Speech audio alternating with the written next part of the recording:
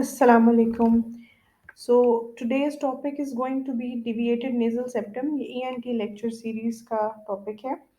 So थोड़ा सा मैं explain कर दूं कि ये series जो है medical students के लिए है. इसमें मैं proper terminology और English ज़्यादा बोलूँगी.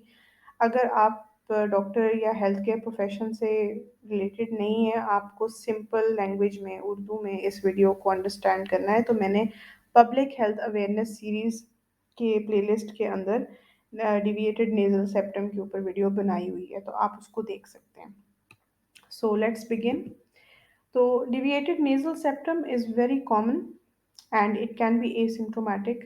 To be very honest, DNS is very, very common. You rarely find people जिनके नाक की हड्डी बिल्कुल सीधी है. ज़्यादातर पॉपुलेशन की नाक की हड्डी किसी न किसी दर्जे के लिए हुई होती है बेंड, लेकिन उनके सिम्टम नहीं होते इसलिए वो पिक नहीं होते. So DNS it can be asymptomatic. Incidentally पता लग सकता है. फॉर एग्जांपल अगर कोई आर्मी रिक्रूटमेंट प्रोसीजर के थ्रू हो गुजर रहा है और उसकी मेडिकल फिटनेस हो रही है, तो उसमें पता चलता है जी कि अच्छा थोड़ा सा डीएनएस है. तो ऐसे केस भी होते हैं, सिम्प्टोमेटिक भी होते हैं.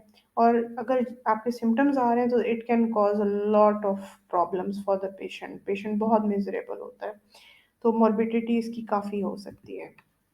So, as a quick review, let's review the nasal anatomy. So, the first one is a frontal view. इसमें you can see that the septum is deviated to one side, and in the next image you can see a side view, lateral view, and इसके अंदर you see that there is a cartilaginous part and a bony part of the septum. The septum separates the two nostrils, and you see that it is made up of different bones. And I'm mentioning this because there are many different types of deviated nasal septum, and they can be related to any of these parts. So, what are the etiology? What is the cause? So, a very high incidence is there in adolescent patients, right? Because they tend to get into fights and head injuries, and trauma is a very big reason for a deviated septum that is acquired. Aside from that, generally देखा गया है कि gender wise males tend to have this more, again because of the high risk of trauma.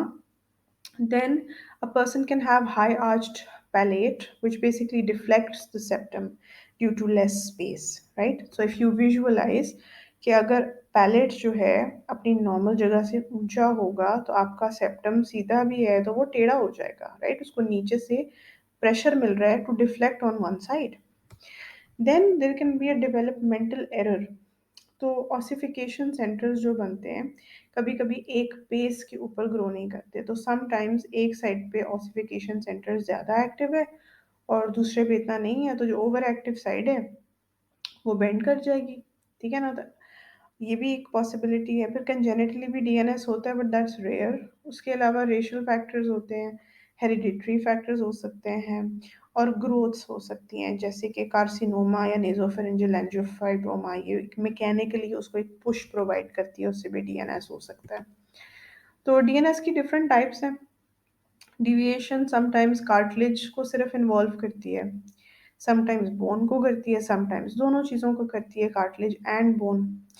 और types of dislocation में आ जाता है anterior dislocation, C shape deformity, S shape deformity, spurs और थिकनिंग. इस सब की पिक्चर्स मैंने यहाँ पे प्रोवाइड की हैं and we are going to discuss them one by one. So first will talk about anterior dislocation. इसमें बेसिकली क्या होता है, इस तस्वीर को देखें जो है पिंक और ब्लू सी जो पिक्चर है, तो इसमें यू कैन सी कि एंटीरियर डिविएशन हुई हुई है सेप्टम की, राइट? और इसमें बेसिकली सेप्टल कार्टिलेज में be located into dislocated into one of the nasal chambers.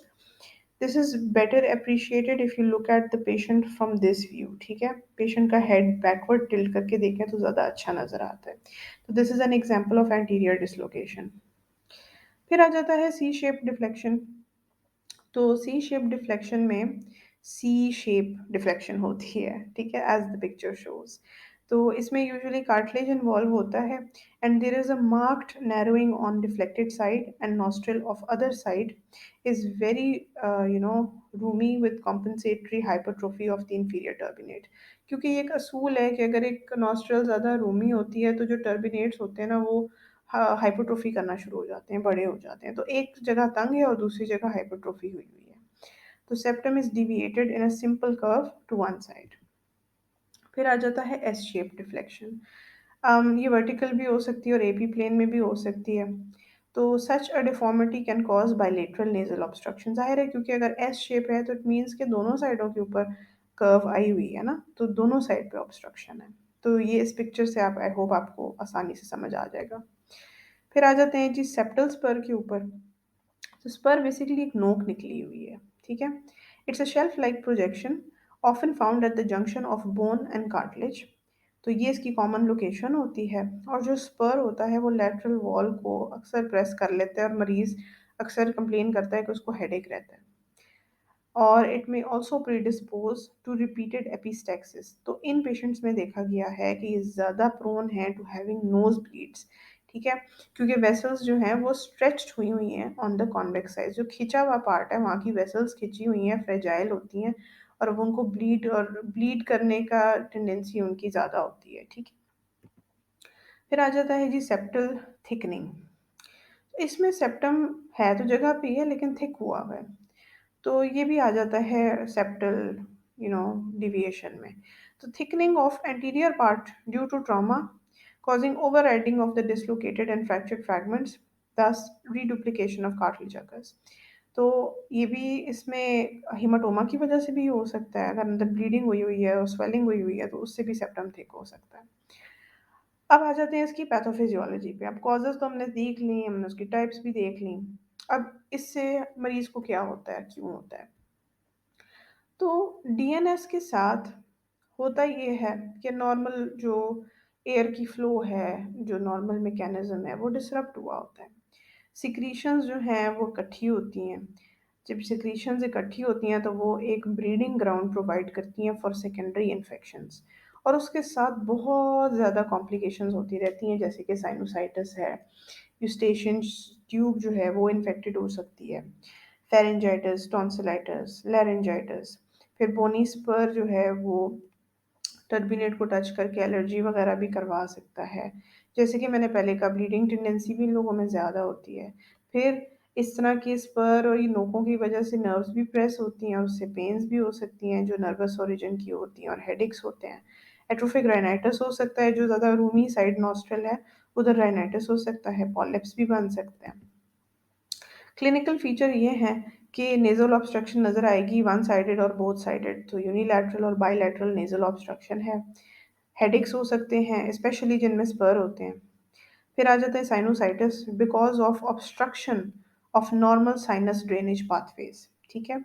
फिर एपिस्टैक्सिस हो सकता है। एपिस्टैक्सिस की एक वजह ये भी होती है कि जो डिविएटेड पार्ट होता है उसका mucosa is expose to more air, तो वो जल्दी ड्राई हो जाता है। और जब वो ड्राई ज़्यादा हो जाता है तो वो उस तरह लुब्रिकेटेड नहीं होता, उसकी क्रस्टिंग हो जाती है।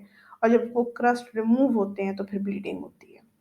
फिर आ जाता है anosmia, failure of inspired air to reach the olfactory region. It may result in total और पार्शियल लॉस ऑफ स्मेल। तो एनोस्मिया का मतलब है कि आपको स्मेल नहीं आ रही। तो ये होता है कि समटाइम्स एयर उन नर्व्स तक नहीं पहुंच सकती जो कि सेंसेशन ऑफ स्मेल प्रोड्यूस करती है, ठीक है, ऑल्फैक्टरी रीजन जिसको कहते हैं। फिर आ जाता है कि एक्सटर्नल डिफॉर्मिटी है, मतलब एक कॉस्मेटिकली भी नज़र आ रहा है कि किसी का नाक की हड्डी टेढ़ी है तो मरीज उससे भी बॉदर होता है। फिर आ जाता है मिडल ईयर इन्फेक्शन। इन जिन लोगों में डीएनएस होता है उनको अक्सर देखा गया कि मिडल ईयर इन्फेक्शन भी ज़्यादा कॉमन होती है। क्यों? क्योंकि they are prone to infection and then ये आसपास के स्ट्रक्चर हैं तो इन्फेक्शन इधर से उधर ट्रांसफ़र हो जाती है। अब इसके ट्रीटमेंट्स क्या हैं? टू बी वेरी ऑनेस्ट, अगर हल्का फुल्का डीएनएस है और सिम्टम्स नहीं है तो उसको कोई डॉक्टर नहीं छेड़ता, ठीक है। It's very common and it does not need to be treated. हाँ, if the patient is presenting with symptoms, वो परेशान है, उसकी लाइफ अफेक्ट हो रही है, उसकी हिंड्रेंस आ रही हैं नॉर्मल डेली एक्टिविटीज़ में, तो इट डेफिनेटली वारंट्स ट्रीटमेंट। इसकी मेडिकल ट्रीटमेंट भी होती है, इसकी सर्जिकल ट्रीटमेंट भी होती है। तो लेकिन जनरली क्योंकि ये एक मैकेनिकल मसला है तो मैकेनिकल ट्रीटमेंट ही होता है, यानी कि सर्जरी। सर्जरी की डिफरेंट टाइप्स हैं। तो इसमें आ जाता है हमारा सब म्यूकस रिजेक्शन एसएमआर ऑपरेशन। तो ये जनरली एडल्ट्स में करते हैं, लोकल एनेस्थीसिया में करते हैं, यानी कि पेशेंट अवेक होता है।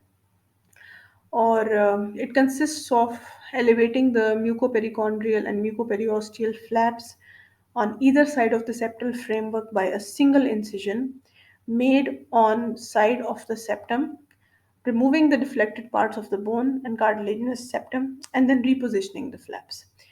इसमें इम्पॉर्टेंट बात यह है कि 16 ईयर से अबव होना चाहिए पेशेंट। वो इसलिए क्योंकि इस एज से पहले पहले अभी उसका नोज़ डेवलप हो रहा होता है।